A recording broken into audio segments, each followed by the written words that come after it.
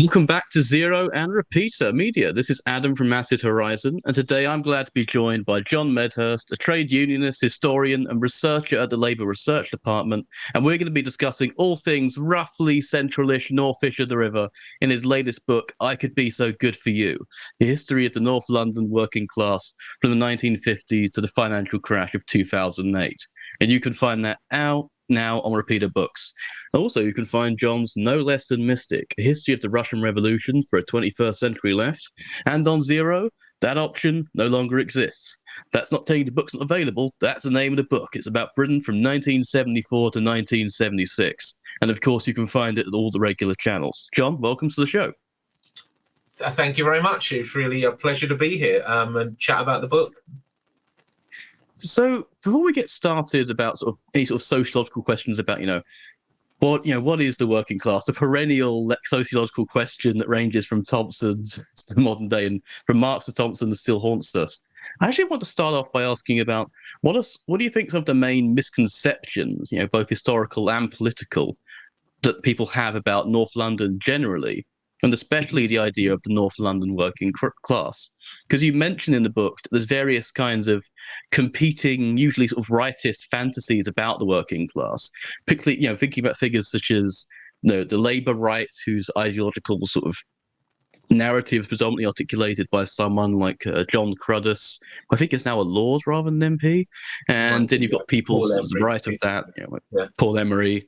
And I just wanted to ask you about, if you could unpack this misconception that people have about the North London working class, even to the extent that the idea of a working class in North, and especially the central parts of North London, becomes so hard to even conceive from everyone outside of it. Yeah, well, that is really one of the primary reasons why I wrote the book. There's personal reasons as well, but one of the primary reasons was to address that these ideas, these sort of cliches that people have about London, and especially the London working class, and especially the North London working class. And you asked, what is the book trying to address there? What is it trying to refute? And I think, as I say right up front in the book, is the idea that actually London, and very particularly and especially North London, has no working class. I think that even the assertion that it does, would raise some eyebrows in some parts of the country and in across the political sphere, because the cliche about North London, it's private eyes, it's grim up North London elites, etc. The whole the slogan constantly thrown at those on the left, especially in Labour, that it's all that they represent North London elites, Islington elites, Camden elites, etc. And the idea that's inherent in that North London especially is solely inhabited by quite affluent middle class sort of members of the literati, and commentariat, etc., which is ludicrous in itself. Even now in 2023, it's ludicrous, and it's demonstrably not the case. You have forget the exact figures, but it's a quarter to a third of all housing even in traditionally accepted boroughs of middle class affluence like Camden or Islington. You've got as I say, a quarter to a third of all the housing in those boroughs are social housing, council estates, or social housing units of some kind or another. So even now, there's a large however we define the concept, a large working class presence, in those boroughs and across London, and most especially in those particular boroughs that I've defined as making up North London. So, in a nutshell, there's that idea that it doesn't exist. That what does exist, and this is a concept that's really been growing for some time, has become more prevalent, I think, since the Brexit, debate and the Brexit result, and everything that's then flown from out of Brexit, and the concept of, you know, what the working class actually is, what it stands for, what it believes in, the Red Wall, etc. You know, which are all highly problematic, you know, ideas and concepts if you only scratch their surface. But this concept of a British working class that is sort of in some way some homogenous block, you know, there's a new orthodoxy on right and left, on certain parts of the right, the Brexit supporting right, and certain parts of the left as well, who also supported Brexit, the more socially conservative parts, if you like, whose idea of the working class often gels and marries together quite nicely. You know, that the working class is this, as I say, it's kind of like homogenous block of older, white, socially conservative people. They usually use sort of code words to describe them, that the traditional working class, the real working class, etc.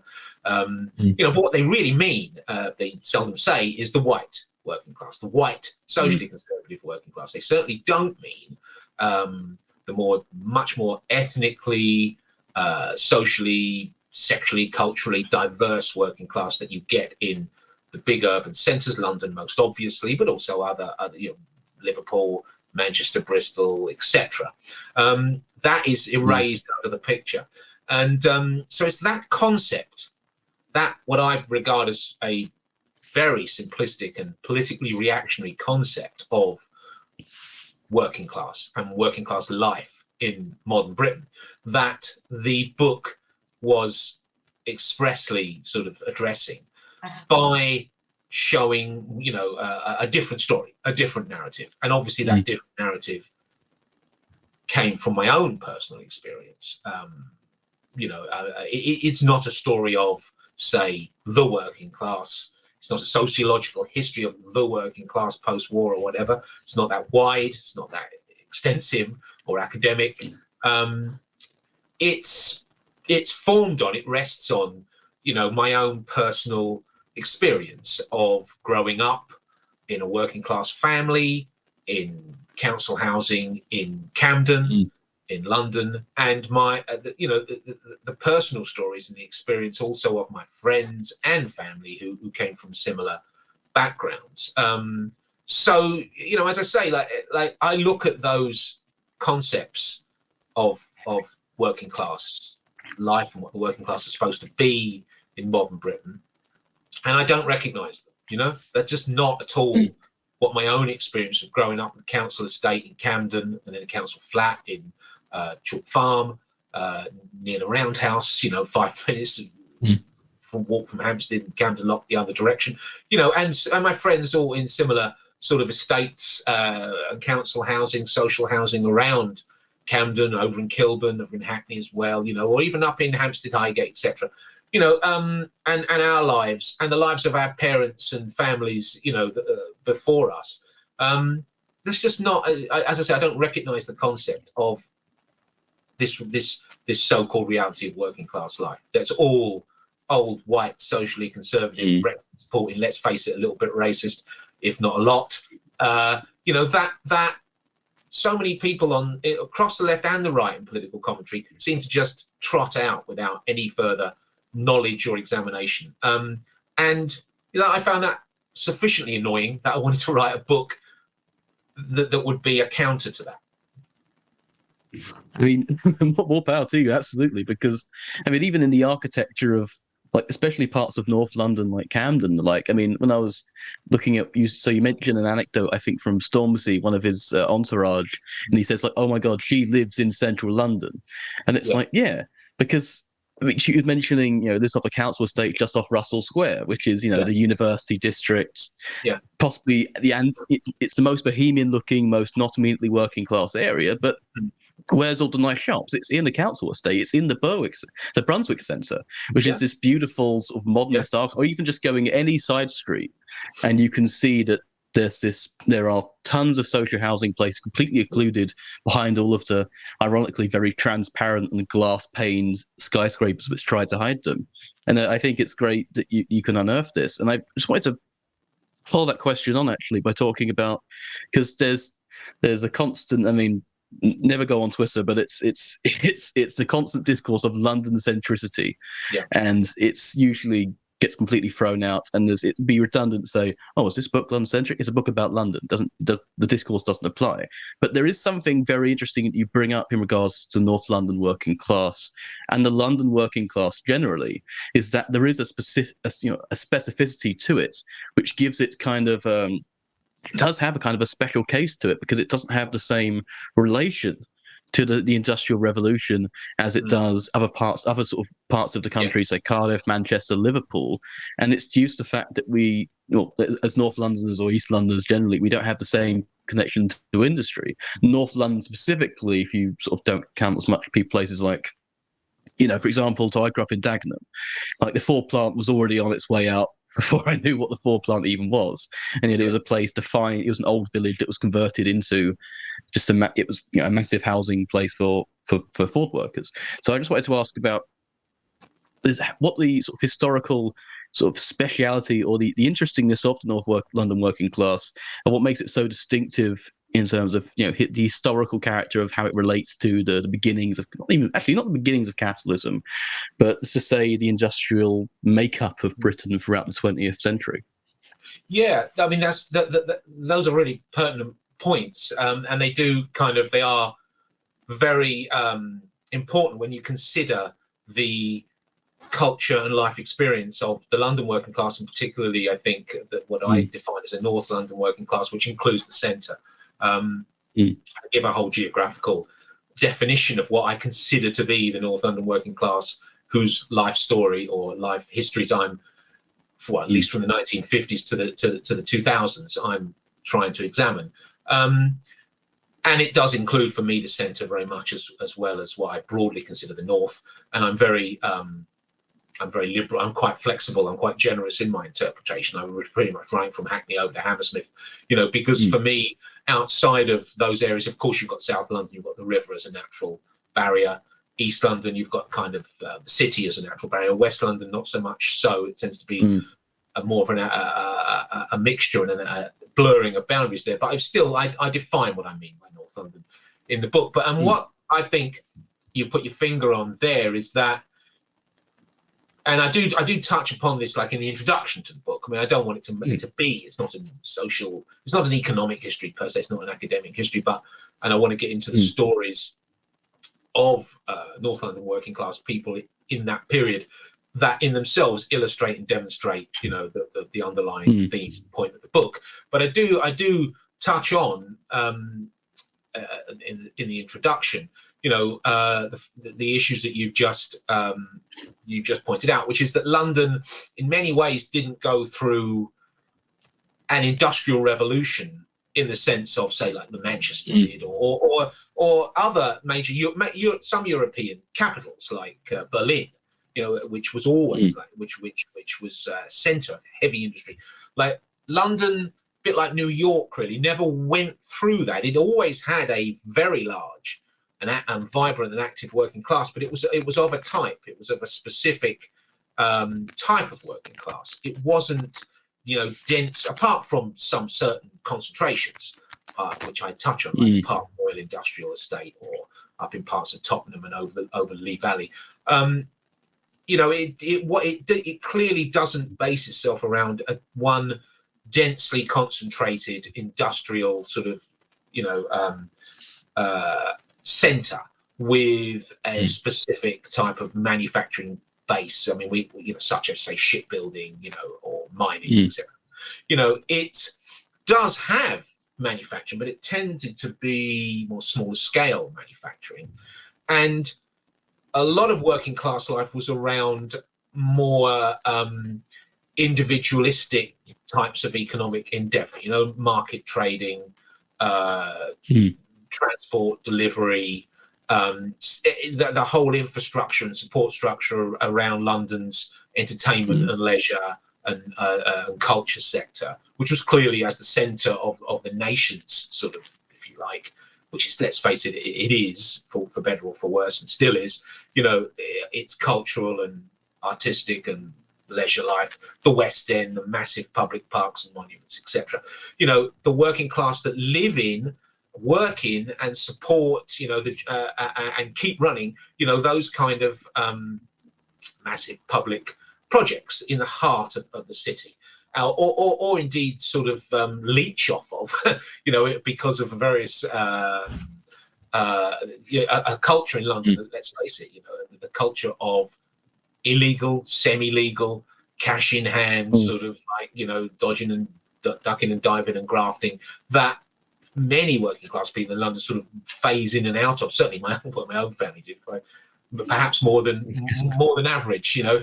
but my own father and uncles and did tend to get up to one or two various things with products that came in. They managed to get a hold of that had fallen off the back of a lorry or something, but not necessarily in the professional criminal way. In the kind of, which is why, of course, I use, as is obvious, I use the title, the theme song of Minder, and I Would Be So Good For You, and I reference, amongst a number of cultural products and books and films and TV shows, I reference Minder specifically as a sort of emblem, really, in the way that semi-criminal, semi-illegal, dodging and diving, you know, lifestyle that a lot of London working class people, because of the very informal, sort of like unregulated nature, individualistic nature of London working class life, you know, many people did partake in, you know, in one way or another, to a greater or lesser extent. So you have this very, very colourful, very individualistic kind of working class life that is constantly interacting with, living in parallel with, you know, the bohemian middle class elements of London life, which of course are, you know, well known and extensive. And becomes a very, for me, a much more interesting, richer, fascinating type of working class than, say, all due respect, you know, a mining village, you know, because there's so much more. There's so much more that you can tell. There's so much more opportunity. There's so much more incident. There's so much more interaction with different parts of the social and cultural landscape than simply your own, you know. Like, to be honest with you, I've never really had a great interest in the whole, you know, D.H. Lawrence sort of like, or in a sociological sense, like the Raymond Williams school of social and cultural analysis of working class life, because it doesn't speak to me. It's not urban. It's not politically and culturally sophisticated. It's not multi-ethnic. It doesn't really, you know, it's traditionalist, and increasingly so, obviously, as time goes by. So I wanted to tell that story, you know, that kind of working class life, based on what I saw from my own family, what I saw of my own experience, the experience of friends of mine of similar background, you know, who most of whom went on to college and university, you know, precisely because of the social and cultural opportunities we were given at the time and place that we grew up, and tell those stories from the 1950s to the early 2000s, and bring it up to date at the end, to try to sort of show that panorama, that richness of working class life, that it just goes, for me, clean against the dour, sort of patronizing picture that we're fed about, like, you know, a bunch of discontented racists in the so-called Red Wall who now all support the Tories. I'm not saying there's not a reality there and a problem for progressive left parties that seek to represent the working class. There clearly is. But there's a danger that you're erasing and ignoring where your real, vibrant, modern working class support base comes from, and what it wants and what it believes in. You know, and if you lose them, you've lost the future. You know, you've not lost the past, you've lost the future. And that's why I wanted to nail that story if I could. There's a quote I love actually towards the end of the book. I'm just going to read it out as a sort of précis to the next question. So it says, so you write, if there is one consistent theme in the study of the North London working class since the 1950s, it is that they are not defined solely by their paid employment. There are whole other areas of their lives of equal importance: extracurricular and voluntary work during the evenings or weekends, mentoring kids in a variety of sports, emceeing sound systems or playing in bands, participating in adult education or trade union and political activity, and an endless range of personal hobbies and pastimes. Are these people not as creative as an advertising executive or a HR consultant? And as the stories in the book prove, yes, they bloody well are. But there's a sort of material dimension to it, which I think is really picked up throughout a lot of this, which is like the baseline, which allows, it's almost like the material aspects of North London working class, which allowed them to be in such this close contact with, so like more bohemian elements of the interstitial classes, as Marx called them, sort of petty bourgeois university students, whether they're upwardly or downwardly mobile, is that there's this sort of almost kind of bedrock built up through the class struggles of the just sort of the late 19th, early 20th century, which begin, there's the sort of the long, possibly dead experiment of what we may call now municipal socialism. And thinking about the idea of all of these grand estates, not just to go full, this brutalism was great in this sort of, very hauntological lost futures way of talking about it. No, I don't. But it seems, yes, yeah, absolutely. It seems from, I mean, in the introduction, you very explicitly say, let's not go and hauntologically visualize the raw concrete. But it seems very much that there's two histories here, not only of histories of the individuals, but the communities that make them possible.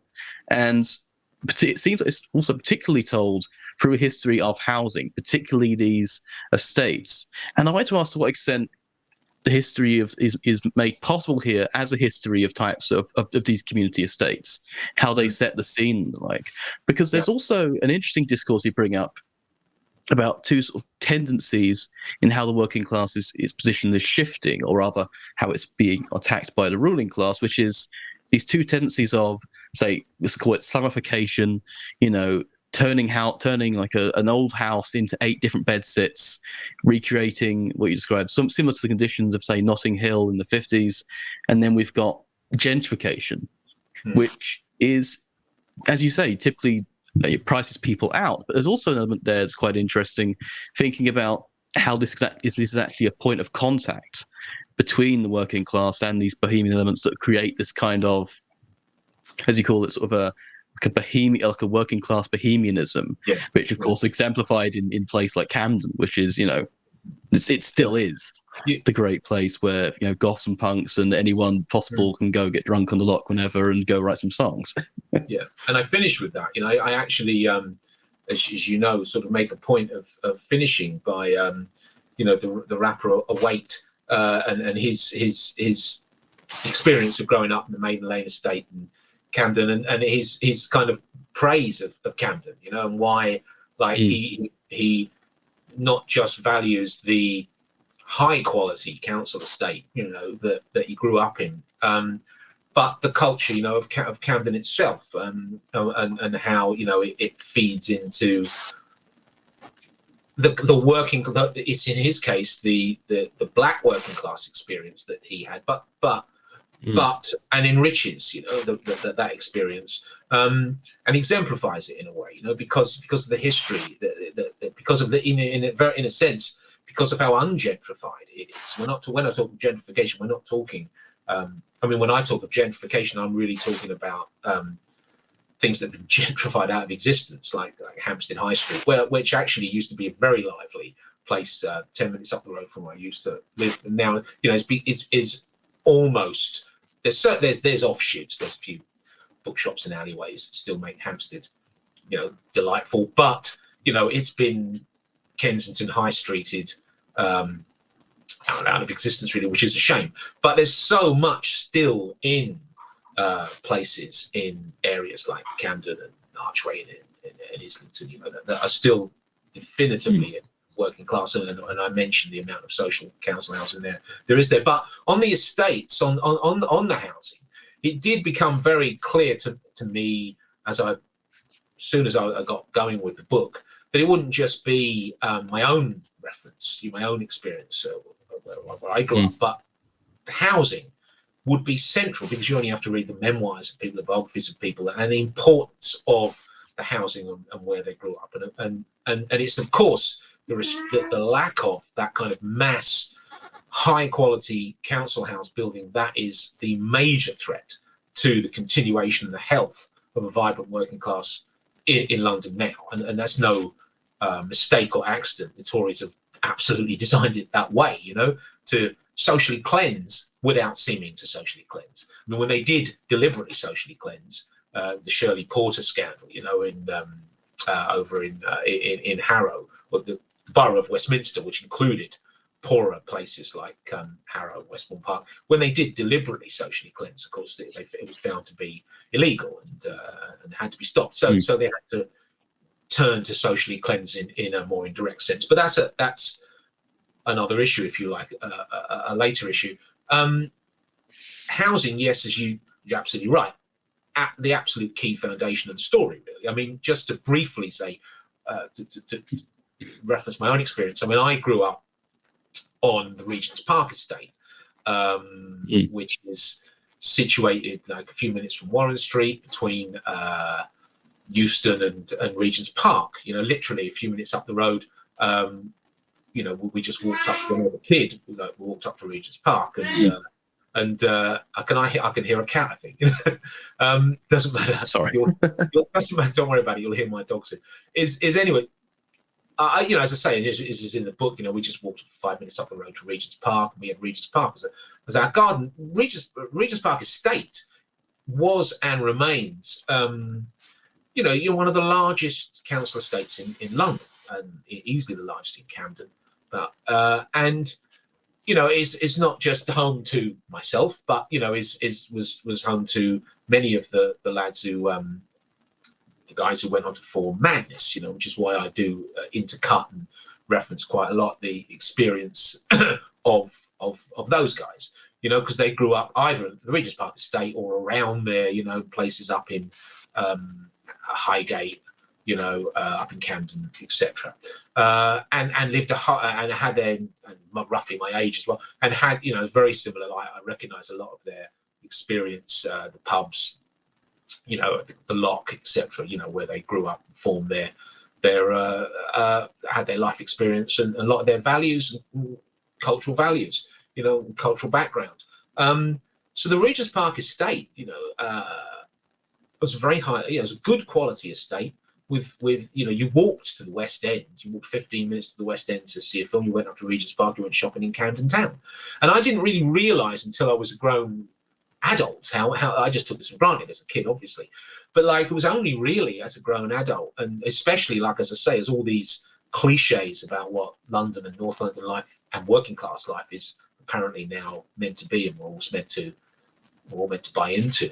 I didn't realise, and I was looking back thinking, well, that wasn't my life. I actually, grew up and shopped and went to see films in Camden and the West End. I just wandered around it like it was my backyard, and up to Regent's Park and Camden Lock, etc. And this was when not only myself but all my friends who grew up in similar housing, spent our time where we grew up, and apparently we don't exist, because that kind of that history doesn't exist, and or certainly not anymore. And there are, the moment you examine the history, the life experience of the North London working class, you come across this all over the place. There are, without going into it, becoming a housing nerd or bore. There are so many places. The Alexandra Road estate, obviously, which is frequently used in films because it's just so striking, so visually striking and beautiful. But so many other estates. You talked about the ones in Bloomsbury. Then there's the Bourne estate over in Clerkenwell, Brunswick estate, other estates all around Bloomsbury. What's more classically middle class than Bloomsbury? And yet, that's where I went to visit. That's where we came from, and that's where I went to visit my nan. My nan and granddad. Who still lived in an estate just off Brunswick Square, and those estates are still there, all around Holborn. As you said, when one of Stormzy's team found out that she told him she grew up in the estate, on Russell Square, he was gobsmacked. He comes from deepest South London, said, Mike, that there are houses in central London. He said, well, not only are there houses, there's working class housing in central London, and in the wider area of North London. So these were often, they often, because of lack of investment, maybe they went downhill, maybe went to seed, but then became regenerated and returned to former glories. Alexandra Road, Bourne Estate, Brunswick, Rowan House in Clerkenwell, many others, and also the Peabody Estates, which again they certainly went through a period of being very poorly maintained, and bywords for poverty really. But the Peabody Estates now still, along with the council estates in Camden and Islington, you're still looking about, the majority of people, 2/3, 3/4 of those flats, despite obviously right to buy has whittled away and people have bought, but they're still, the majority are council owned, the majority are social housing. They're high quality estates, high quality social housing provision in the centre of the city, and in desirable parts of the city. The problem is, why aren't we building any more? The problem is, how can the children of the working class residents of those estates, unless they, afford to get on the ladder, or if they can't get on a private property ladder, how can they move to other, decent social housing, without having to be forced to hock their soul and pay through the nose for poor quality rented housing, and that is the problem that Labour, I think, under Labour mayors like Sadiq Khan, would like to address. But Tory national housing policy, prevents them from doing too much about. It's crucial that it be addressed. But that said, the housing that produced to the North London working class is mostly still there. And, it's mostly still producing a working class that live and work in the centre of the city and are, to me, and demonstrably, not just to me, but demonstrably, a far more politically, culturally diverse, complex, interesting, non-stereotypical working class than the cliche that we're fed by a lot of commentators on right and left today when the working class are discussed. It's particularly interesting as well that the idea of pricing people out is because it seems almost as if there's a sort of a class warfare on the narrative about London itself. Because, for example, there are some great alternative publications that are doing this, and of course yours is a great exemplar of this as well. And I think I put it alongside some works so that a couple of years ago, just in 2020, I believe, it was... Okay, hopefully it won't tune me out too much. In 2020, I believe, Open House London put out the alternative guide to the London boroughs. And it was this great sort of architectural survey of the working class life in different boroughs. And there was one it got to, and it was Camden. And I was like, oh, great, Camden. Go hear at some alternative history of cool buildings around, like the old Black Cat cigarette factory just off Mornington Crescent or something, or the Lock. And it was about Somerstown. And I was like, where the fuck is Somerstown? I didn't know where. I had no idea where it was. And I decided after reading one it, of the great working class communities in London. It's where historically it's where my family come from. But as you say, Somerstown does exemplify much of the issue, really, because there it is, sitting between Euston Station and St Pancras. Bloomsbury to its north and Bloomsbury to its south, and Camden Town to its north, and it's 90% council housing, and some of it quite iconic, like the old Art Deco Osselton estate, of course in the film Somerstown, and yet it's kind of hidden, really. It's kind of like, well, where is it? Where is it? I actually know where it is because my family comes from there. A few years ago, we were buried at the funeral service for my uncle at the St Aloysius Catholic Church in Somerstown. But and going way back to 50s, 30, 40 years, this whole side of my mum's family owned a lot of pubs in Somerset. But so there's a history. So I do know Somerstown, but I appreciate that it is very much a hidden working class area. As is a lot of the estates, that you find in Camden and Islington and even Hampstead. They're equally hidden. I mean, they're not literally hidden, but they're hidden from there's a process of doublethink. You don't see them, you're not aware of them. And well, as I say, it's a story of a class and an experience of a class that I wanted to tell precisely to make them sing. It very much relates to the title, of course, because I tend to read it as the Dennis Waterman figure singing it is actually sort of London itself. I could be so good for the working class. Because Somerstown, the idea, I mean, even just walking around parts of Dagenham, occasionally I go back, and I go through the Becontree estate, and I'm like, wait, they used to build, there's so much housing, it almost feels like an abundance. It feels kind of cult at, even going through Somerstown, going through parts of Camden, seeing some of the estates around King's Cross and Dagenham as well. It feels like a narrative inconsistency in the political worldview, especially someone who's grown up I was a baby of the Blair government basically, so it's a constant stream of losses, I guess. And it's weird seeing that these could even exist, and it's almost like there's a kind of a structural hiding of it, because it shows you that no, these things not only could exist but did and do and can become. And the last, I mean, clearly there's a whole strain of in the political world, mainly on the right,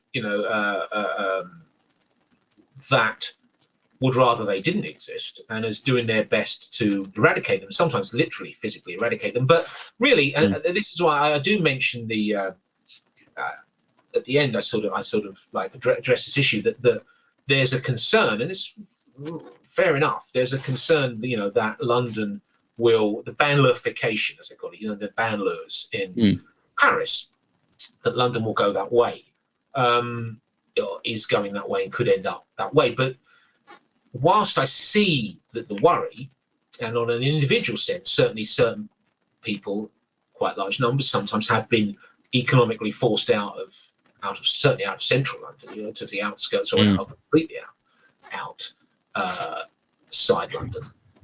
In terms of it being a large structural problem that will produce a city like Paris, I can't, short of wartime, I can't imagine how that would happen, because these are two different types of cities.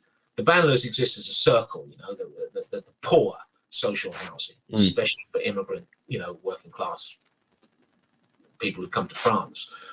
In a circle, you've only got to get the train into Paris, to see that, with Paris as traditional Paris, Emily in Paris, in the middle, in the centre.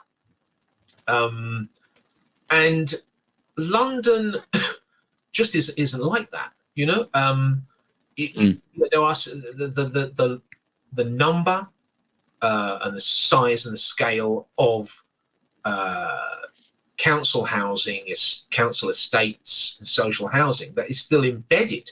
I mean, hell, you walk off Covent Garden, Drury Lane, there's this huge Peabody estate, and similarly, as I say, then 5 minutes up the road to Holborn and next to Lamb's Conduit Street and in the middle of Bloomsbury, other housing estates, not all of which are lovely. I'm not saying they're all hidden gems. Some are not very lovely. Some are surprisingly nice, and some not so much. But they're there, as they are embedded throughout Camden and Islington and Westminster. And obviously, the further out you go to Hackney and Tottenham, you're going to find larger, more infamous examples. Obviously, Broadwater Farm, Tiverton's estate up in Tottenham, where there are, let's face it, there are issues, there are problems, poverty and unemployment, gang culture, etc. But they're there, and they often produce a disproportionately large number of working class people who've come from those estates, from a working class background, from a disadvantaged background, who become, some of the country's best singers and songwriters, filmmakers, actors, novelists, you know, not to mention obviously the more standard professions. And you know, and although they tend to be noticed on an individual level, you know, I don't think that it's ever brought together and said, well, this is an interesting collective phenomenon. This is an interesting collective class. Where does it come from? You know, why, and also why does it come from? What has boosted these people? What has given them their outlook, their creativity, their energy? And bluntly, it's London that's done that. You know, for all that can be said, and for all that London is derided and often sometimes even hated by people, and I understand why, but it's London that's done that for those working class residents. And if you ask them, I think they wouldn't want to have come from anywhere else.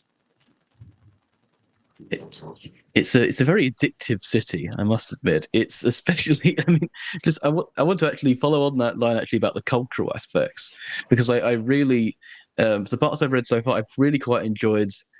I mean, mostly because I just sort of grew up around Camden, not not in terms of like being born there, but you know, standard thing. You look like me. You go grab your guitar. You go to Camden, go to the Devonshire Arms and the Dublin Castle, and I particularly enjoyed looking at sort of the history of Camden's cultural scene, sort of illustrated through pubs. You know, for example, the madness in the castle, and which is still actually Amy it's still Winehouse, really going as a up class. to date. Yeah. You know, and The Holy Arms, Holy Arms, etc. Carnarvon Castle, yeah, good I mixer. mean, I wanted to ask, sort of, if we could actually explore some of these examples to establish sort of a sort of basically unpack the idea of this working class bohemia, because the term bohemia is often, I mean, in these sort of very sort of reactionary views of the working class, it's like, for example, when I'll probably get a minute, Brucey. Owen Smith was running against Corbyn for the leadership campaign. He pretended he didn't know what hot, you know, like a frothy coffee is, despite how many Italian coffee shops there are in Wales. The idea of, you know, being in touch with the working, being in touch with the working man is, you don't know anything, you don't read anything. Book learning is people who know their place better. They're very insulting, patronising stereotypes. You know, in under the guise of supposedly, respecting them and supporting, you know, working class people who all live in some place called the North, you know, and all pretty much think the same thing apparently. You know, under that guise, it's very it's patronising and it's insulting, you know, because of course working class people don't drink cappuccinos. In fact, they don't even know what it is, you know, and let alone go and see, you know, a film that isn't, a blockbuster in a multiplex, or hold views on immigration, or, you know, culture, or sexual diversity, or or any of those subjects that aren't stereotypically socially conservative. You know, and as I said, you get that from the likes on the right. You get it from the likes of, you know, like Matthew Goodwin, that's right-wing academic, you know, all about family, traditional values, nation, etc. You know, pretty much slogans that any populist fascist around the world would churn out. You know, and the flip side of that, as you say, you get the Blue Labour, Paul Emburys of the world, who pretty much do the same thing.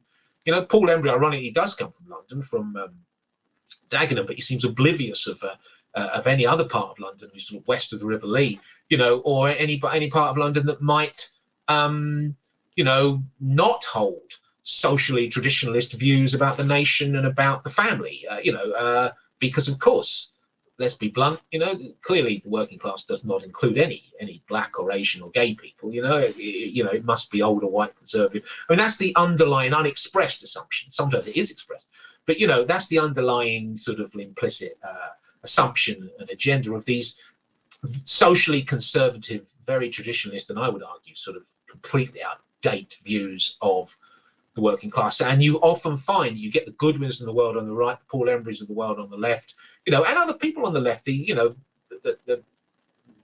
people that, you know, that were the less sophisticated end of Corbynism, shall we say, the Ian Laverys, the Len McCluskeys of the world, you know, their views of working class people often marry very tightly with those of the patronising views of the right. and the poor working class gets reduced to some kind of comic stereotype, and specifically the London working class gets erased out of the picture. And I just felt, well, I think it's a time to correct that a bit. I mean, you bring up some of the most interesting sort of cultural institutions to arise out of the British working class. I mean, the North London working class, particularly. I mean, the MOBO Awards is a shining example of this, and also voices like, as you mentioned, like even from McCullough to Big Zoo to Ash Sarkar, of course, who's on over on Navarra Media. He was like, this was probably why she riles that lot up, because he's an example of the very counter, the North London working class black woman. So obviously not really working class would be a lot of the implicit argument, of the people I've just mentioned. It's interesting. Sort of it tries to make a sort of cultural argument for the erasure of working classness, and it's almost like an inverted Bourdieu, but you simply eliminate all the cultural aspect and say the lack of culture is itself the defined habitus, but itself, I mean, doesn't exceed the borders of the M25 or the east to southeast in the case of Goodwin, who's at Kent with, all of the other sort of ex-living Marxism kind of weirdos. It's interesting to see how sort of it's basically being an inverted version of the cultural aspect. And I guess as a sort of to make a bit of a quest to move actually the conversation a little bit towards sort of some stuff towards the end of the period talking about, particularly sort of the period from 2000 to 2008. I wanted to ask a question about how you sort of think about history of sort of the end of, or more towards, not the end so much as the contemporary struggle in light of the limits of, say, municipal socialism. Because you talk a lot about how Livingston is sort of trying to struggle against the government to, for example, struggling against turning TfL into a public-private partnership. Mm-hmm. You used to talk about how the ongoing fight against, say, the Tories trying to end lifetime leases and make them like 5-6 years when it comes to council estates. These are all deliberate. I'm going to pause right now. Sorry, can I pause? I need to say. Perpetuating itself, and having a future. Sorry, I'm going to need to just sort this cat out. I'm very sorry. Don't worry. You're going to sort the cat out. I've got one here too.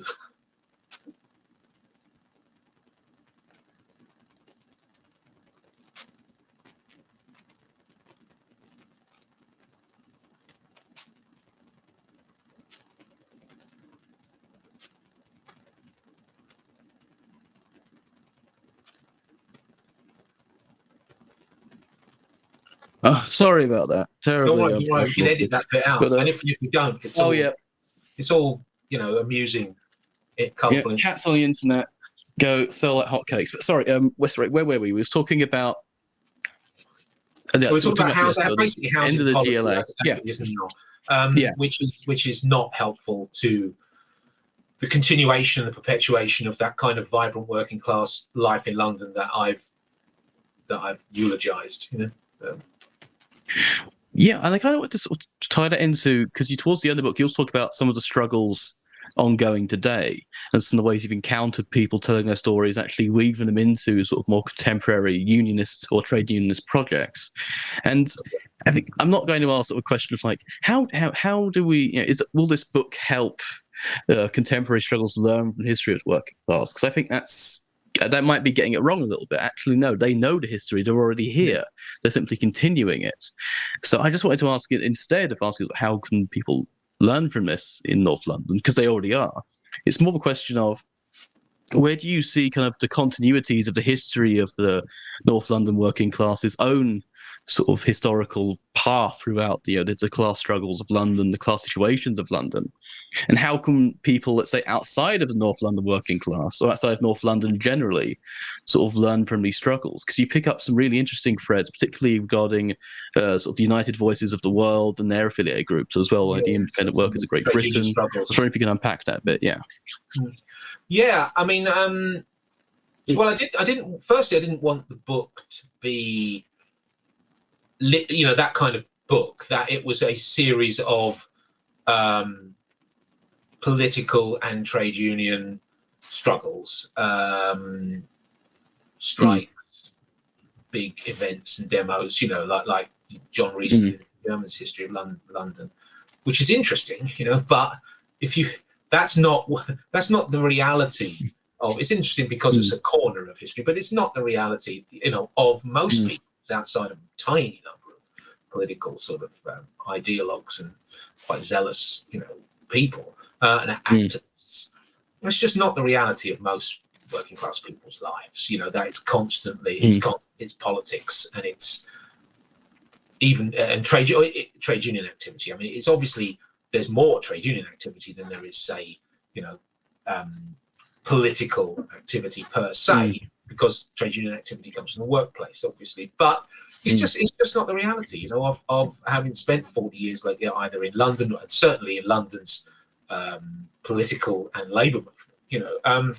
It's not the reality of most people's lives. It's an intermittent part of their lives. And it's interesting, clearly, Grunwick, the most obvious example, you get the emblematic examples. And I do bring in those examples at the end, of the Soho sex worker strike, the Deliveroo worker strike, the John Lewis strike, the outsourced cleaners and the types of the more grassroots and flexible trade unions outside the bigger ones, really, who've tried to work, with them and respond to their needs.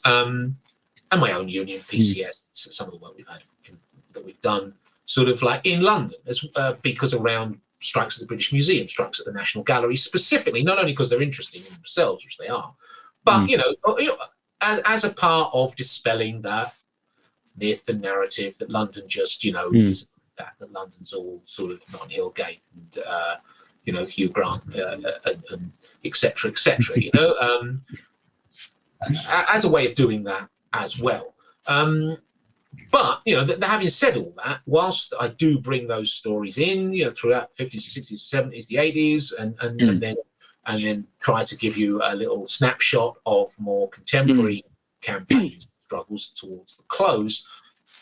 I did want. It's not a book about. It's not that type of a book. It's not meant to be. Yeah, it's not meant to show a bigger, more representative reality of people's lives. Hence, I bring in music and drinking and pubs and crime, and dodgy dealings and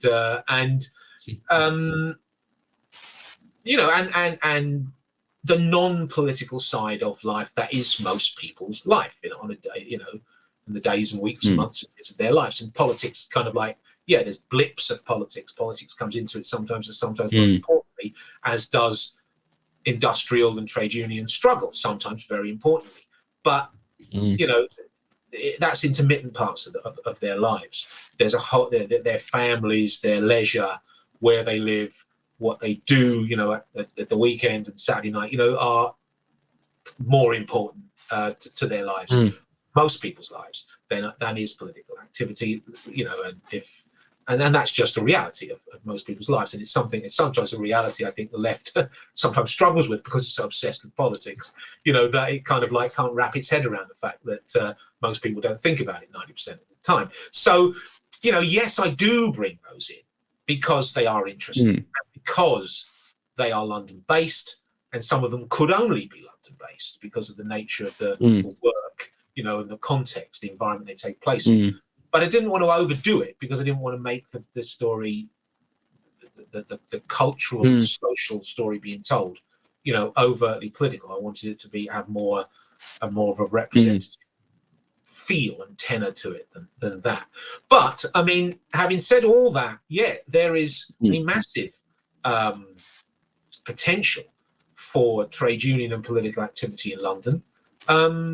That's often, I think, like underestimated. London's a red city, Owen Hathley's book, Red Metropolis, made the point. If general elections were to be held only in London, you'd never have a Tory government, So, that's a point to remember when people, especially on the left, sort of make snide, derisive, dismissive comments of London culture, etc.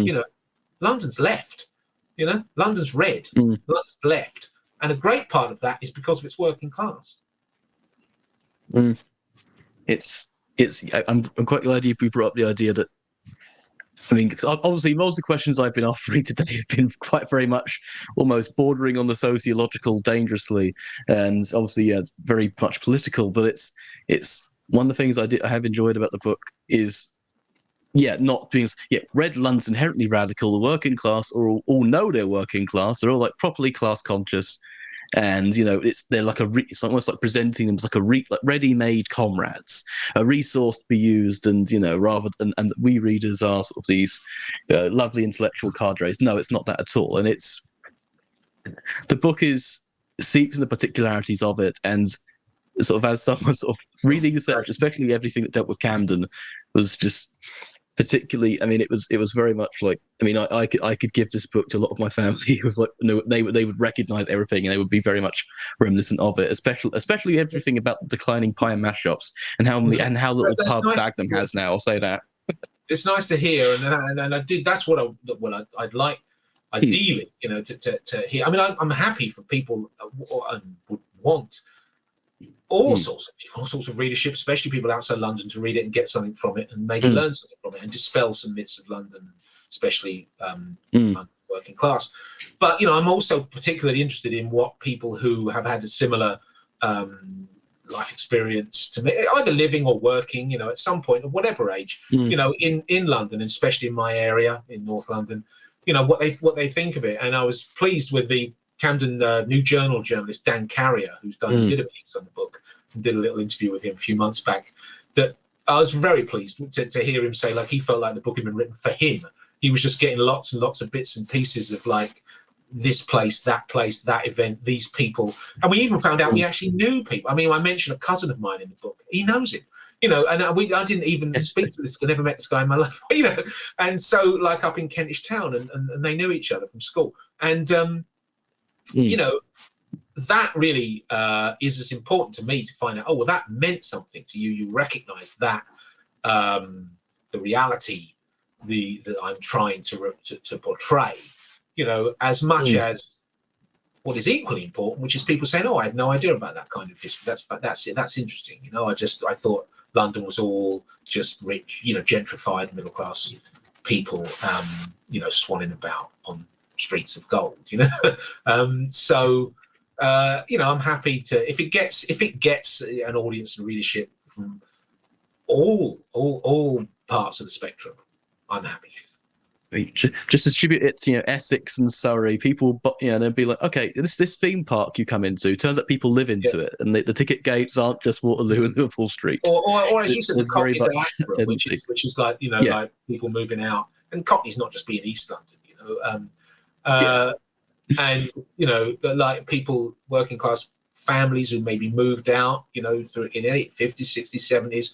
And it became what known as a Cockney diaspora, but they didn't just all move like to Essex and become flag waving racists. They moved out. They moved to many places. A good friend of mine works with me, lives also in Brighton, and we were discussing this only the other day. And he was talking about like he came from South London, but he moved down to Brighton decades ago. And he's finding the book absolutely fascinating, as because it does still, even though he's from South London and then moved to Brighton, it still reflects a kind of ethos and mentality of working class life, a view of working class life that he recognised.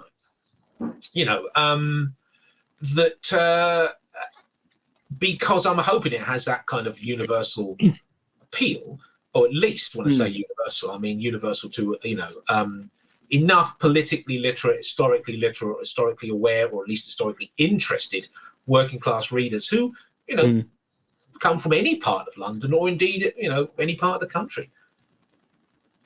It's also quite interesting as well. The method is quite empathetic in a way, because it's rather than being like a sociological study of like the Great British Class Survey you bring up, I think it was around 2013, is here are the categories, we throw the net over, but rather if you start at the particular level of the stories, whilst people say that's a bit individualistic, but actually it's at the particular level when you can actually empathize, and universality kind of grows out of it.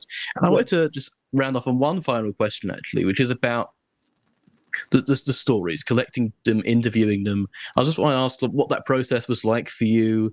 Any particular favourites we should be looking out for in the book? Oh yeah, I do not to spoil. Yeah.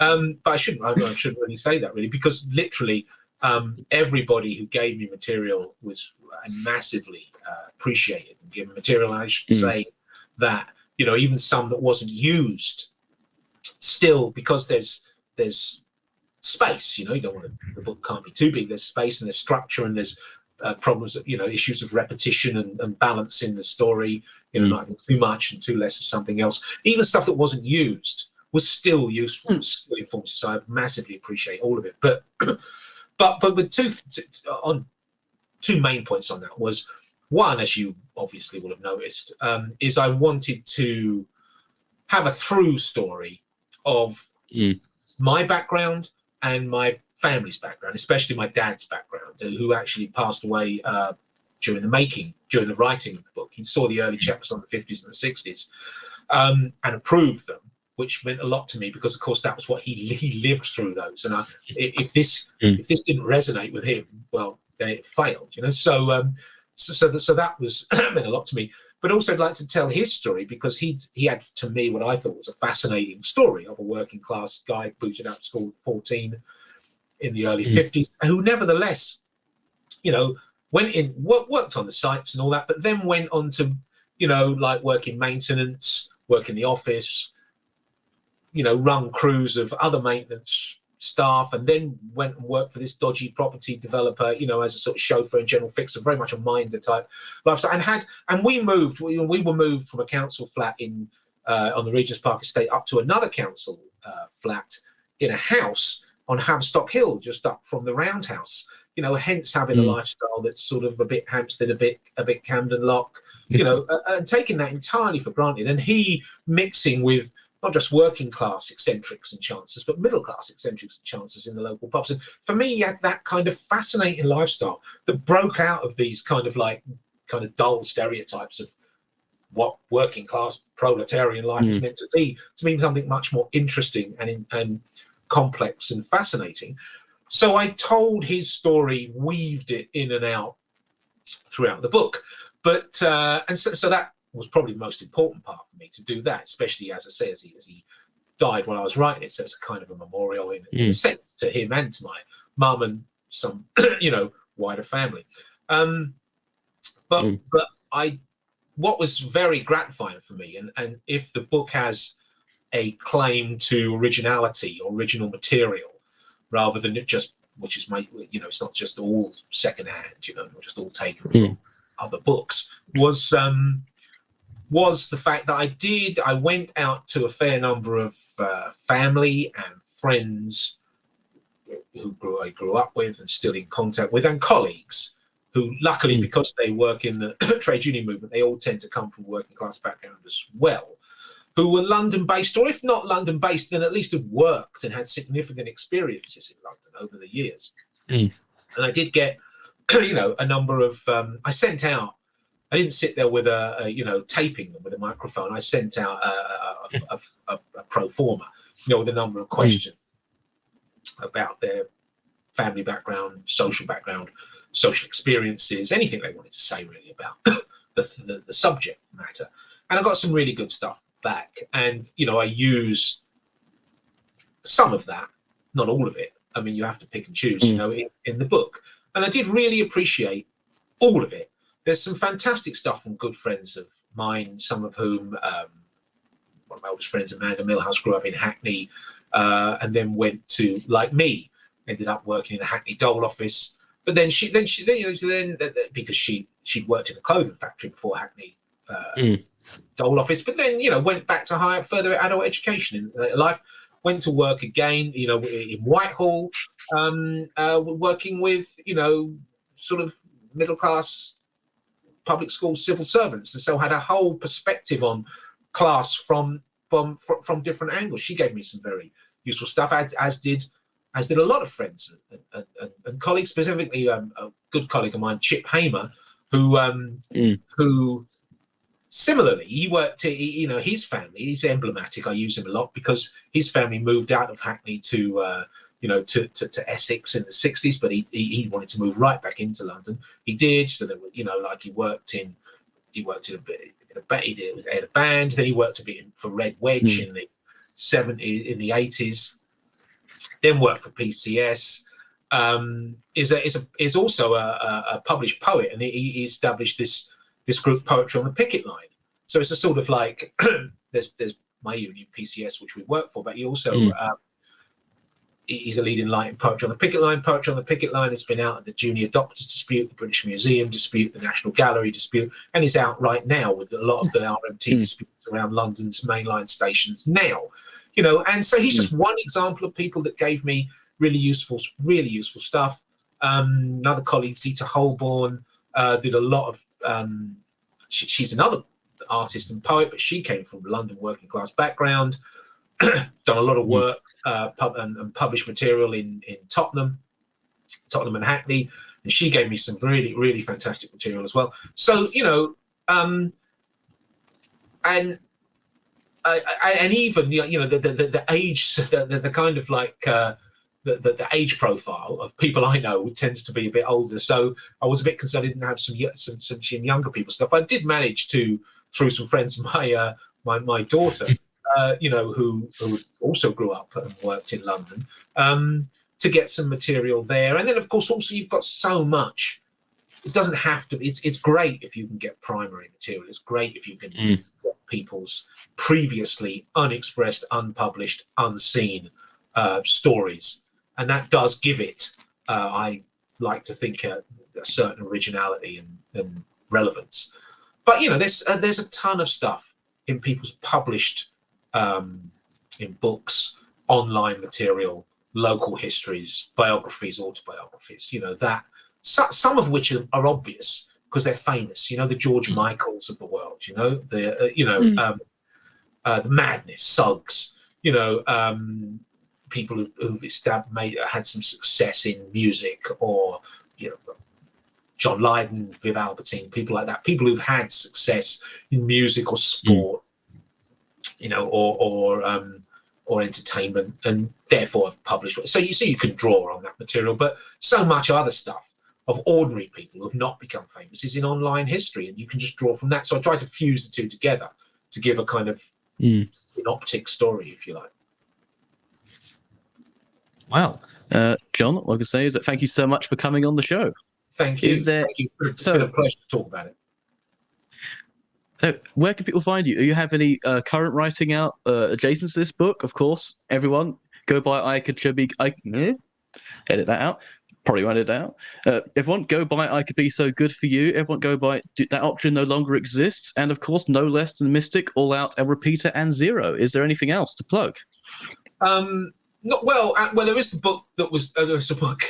You've done the Zero and the Repeater ones. There was a nice little book, I quite like it, a nice little book of cultural history on the theme of the submarine, ironically enough, quite niche, but it's cultural representations of, and not just, it's a history and political, strategic, military history, but also cultural representations in range of culture, film, novels, anime, sci-fi, etc., of representations of the submarine and what that tells you about their, what the use of the submarine in the wider political realm. It's a bit of cultural history that I did called Subculture, that actually was published by Reaction Books last year. That I think is an amusing little book, an interesting book if you're into sort of little side projects and niche areas of cultural theory and cultural analysis. So if anyone wants to check that out, please do. But I mean, if I'm totally honest, the kind of book that somebody said, like, I was born to write this one, and I think I see what they mean. That means the most to me, that I'd like people to see is I Could Be So Good For You. If you're going to buy one, then buy that one. And of course, we'll sign off with what John identified as sort of the mantra, the raison d'etre of North London working class, which is don't let the bastards grind you down. And thanks for listening. We appreciate your support of the imprint and the channel. Subscribe to Zero Books today on Patreon. Your material support helps us to promote a variety of perspectives on the left. Also, discover the many titles, new and old, that Zero has curated. Navigate to any of the links in the show notes to extend your support.